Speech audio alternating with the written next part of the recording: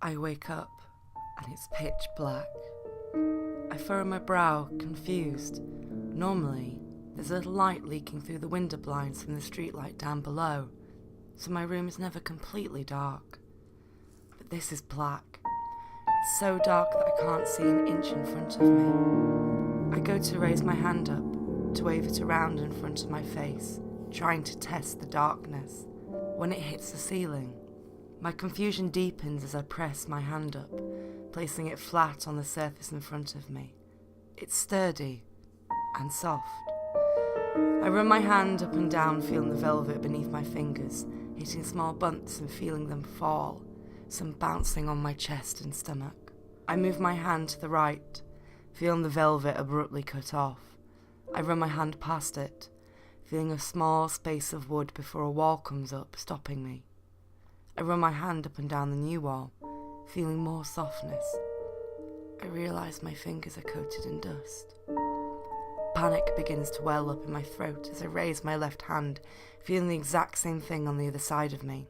More velvet, covered walls, barely giving me any room to move. "You're in a coffin," my mind whispers, cutting through the screams that are beginning to fall in my throat.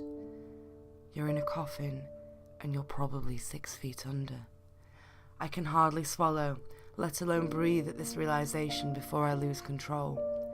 I'm kicking and hitting as much as I can, hearing my struggle as I hit the velvet linings of the coffin. "I'm not dead!" I scream, the sound suddenly so loud that I momentarily pause, surprised to hear my own voice. Before I pick back up again, punching the lid. "Bring me up! I'm not dead!" I'm not sure how long I fought in my own coffin for. It could have been minutes or hours. All I could focus on was the feeling of confinement against my limbs and the rush of blood in my ears reminding me that I was alive. I was breathing, my heart beating fiercely against my ribcage. This was wrong. This was all so wrong. Somebody had to know that this wasn't right.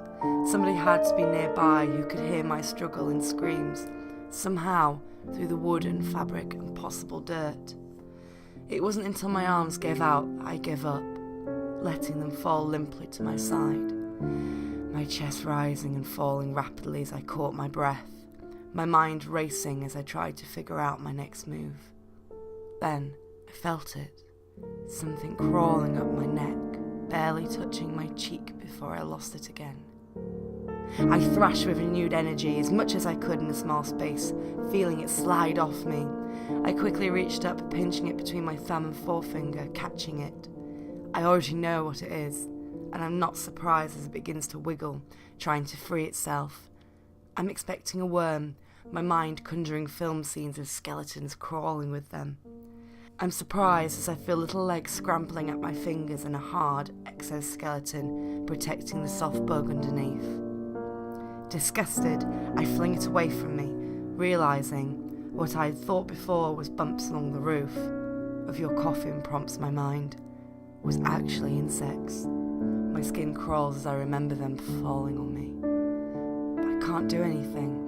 As they continue to criss and cross my body, the sensations of their movement sending constant goosebumps up and down my arms and legs. I lay there, trying to be completely still. I'm not sure how long I did it. All I can really remember is silently begging the creepy crawlies to stay away from my face, particularly my ears. My mind, on the other hand, had continued to race. Can I get out? Can I get free? What if I punched my way out? Would my hand break before that would happen? If I keep yelling, will someone hear me? Will I run out of air down here? Am I going to die down here? Will anybody even know that I was alive when they buried me? How long had I been in here for? Long enough for bugs to immigrate into the coffin with me, I thought. I thought back to one of those crime-solving drama shows, barely watching it as I surfed on my phone. They had said it took a while for the wood of the coffin to decay enough for anything to burrow in. If I was freshly buried, then there should have been only coffin flies with me. I've been here for a while. My stomach turned over, suddenly in my throat as I quickly turned my head, retching into the small free area between my body and wall. I threw up again and again until my stomach clenched and I couldn't find anything more to bring up. I blinked back the tears, trying not to think about the smell now invading the small space. Oh God, I choked out, suddenly thinking of grade school science classrooms, a dead frog lying on a silver platter, spread out for all the world to see. I recognised the smell. It was embalming fluid, the same as they had used on the frog in my 8th grade class, where Dennis Jones was my science partner. He'd cut out the frog's intestines when the teacher wasn't looking, waiting for me to turn my back before placing them all in my hair, laughing gleefully as I panicked. I would never forget that smell. I slowly raised my hand to my face, tracing along my lips and my cheeks to my eyelids. It felt like inches of makeup was plastered on me, forcing my mind to think back to the few funeral viewings I'd been to, seeing the dead covered in fake colour to impersonate the living. Oh God, I repeated, closing my eyes. Oh God, I'm fucking dead. Amongst the discharge and worms, I laid there, thinking. And then trying not to think and falling as my mind repeated the question I've been asking for hours. How did I get there? How long have I been here for? Long enough for the dust and the bugs to settle with me. I cried, quiet and slowly, unable to curl into a ball like I so desperately wanted to. What was my funeral like? Did they put me in the white dress that I loved so much, that I wore every chance I could get, laughing to tell my parents that I would be buried in it?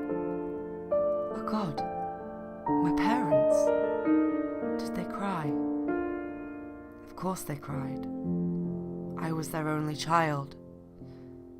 Did they have the viewing in a church? I could only hope not, my nose wrinkling at the thought of being inside the stifling building again. How many people came? How many of my friends? I suddenly couldn't help but begin to laugh.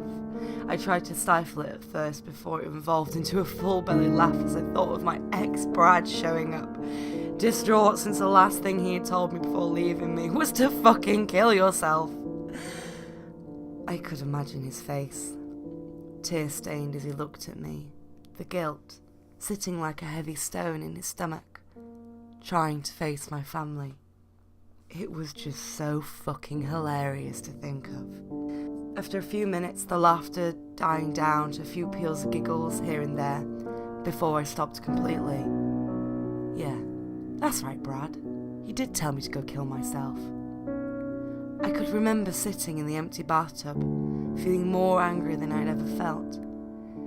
Had he wanted me to kill myself, then I'd fucking show him. I didn't need to move my right hand to my left to feel the stretches in my wrist to know that I'd done just that. But I still did, letting my fingers dance between the string and the skin. This was my punishment then, for spitting in the face of God, for his gift of life. Was I meant to spend however long in my own prison? It seemed fitting. I can't really tell you how long I sat there in that pitch black, unable to keep from touching my wrists. I momentarily wondered why they were stitched up. Then I remembered that the mortician probably did that, wanting to keep the sight away from my family and friends. It was probably an easy fix compared to car crashes and gunshots. I fell asleep without realising, or I think I did. It's hard to tell when you can't see anything. I think I woke up when I could feel something crawling up my neck, clicking too closely to my ear. I reached down as much as I could, feeling the hem of my skirt, the fabric stiff and dusty, but it ripped easily in my hands. Taking a chunk of the dress, I ripped it again into two and quickly shoved each piece into my ear, momentarily giving me the peace of mind and banishing the vision of eggs laid in them. I stayed awake for a little longer, before I fell back into another stupor. Suddenly, I could hear a new sound. It was muffled in my protected ears, but still loud enough to penetrate the cloth. I reached up gingerly, unplugging my ears as I focused on the sound. It was coming from outside my coffin, almost directly above me. I listened to it, almost hypnotised by it for a while, hearing the rhythmic sound of heartbeats, two twin sounds in almost perfect harmony. Someone's shoveling dirt, my mind fills in, almost smug in its realisation. Someone's shoveling dirt right above you. I blink, opening my lips to shout before pausing, my lungs letting out a weak wheeze. I clear my throat and try again. I didn't scream words this time. Instead, it was a senseless howl for help, my blood once again pumping fiercely through my veins as I started to bang on the walls again, bouncing my body as much as I could. After a minute, I realised the shovelling had stopped, and I followed suit. Settling down, I strained my ears, fearing the worst that I was mistaken about someone being above my grave. "If you stay settled down, we'll get you out as fast as we can," a gravelly man voice called out, deadened by the layers of velvet wood and dirt between us. I nodded, clamping my mouth shut and able to answer him simply.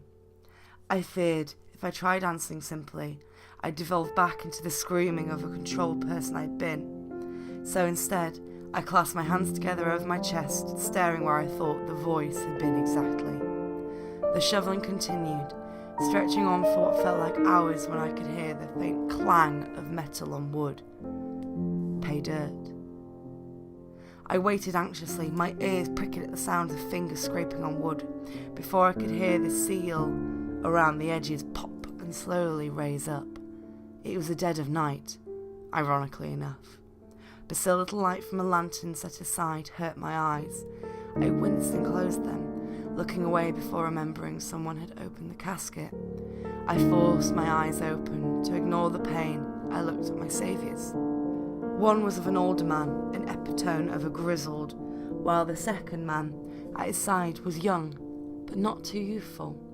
They both looked like they had been through hell as well, with dirt blemishes covering them from almost head to toe, a few spots untouched. The older man turned, raising a leg, pulling him out of the grave, while the younger one waited patiently for me to shimmy out of my pine box, my legs weak as I tried to stand. "Here you go. Let's get you out of there," the man said, reaching a hand down. I took it, letting him pull me up while the younger one gave me a boost. My knees slid into wet grass, undoubtedly staining my white dress green. I didn't care. I was out of my grave. The man crouched down next to me, looking me over before his nose wrinkled. I'm sure I looked a mess. Hair full of vomit and dirt, probably a few bugs as well. My face dirty and streaked from the massive amount of makeup to cover up my mask of death. "Well," he said finally after a few seconds, "it could have been worse. You could have been an organ donor. Those ones aren't pretty." I almost didn't hear him. I was so focused on my headstone, I barely read over my name, not really reading it. Instead, I focused on my date of birth and my date of death. 05/24, 1992. The 24th of May, 1992. To 07/30th, 2012. The 30th of July, 2012. "What year is it?" I asked, my voice thin and ready in his wide open space. The man sighed heavily. 2017, ma'am. You've been gone, to put it nicely, for 5 years. "What?" I rasped, turning to look at him. "How?" He shrugged, scratching his head. "We don't know how or why, ma'am, I'm sorry. I wish we knew. The dead, to be blunt this time, are rising up all over. You're the fourth we've pulled out this night, and dollars to donuts, the other group is about even with that." He looked up at the younger man climbing out of my grave, nodding his head to where the other group were gathered at a different part of the ceremony. "George, go see if they need any help over there. I can handle this on my own." He turned his attention back to me, grinning a bit. "Sweetheart, I bet you're starving, aren't you?" I blinked, suddenly aware that I was. My stomach was churning and growling lowly, begging to be filled. I looked at the man, but my eyes couldn't stay on his. They kept drifting to his exposed throat. The flesh, warm and full, even in the low light from the flashlight.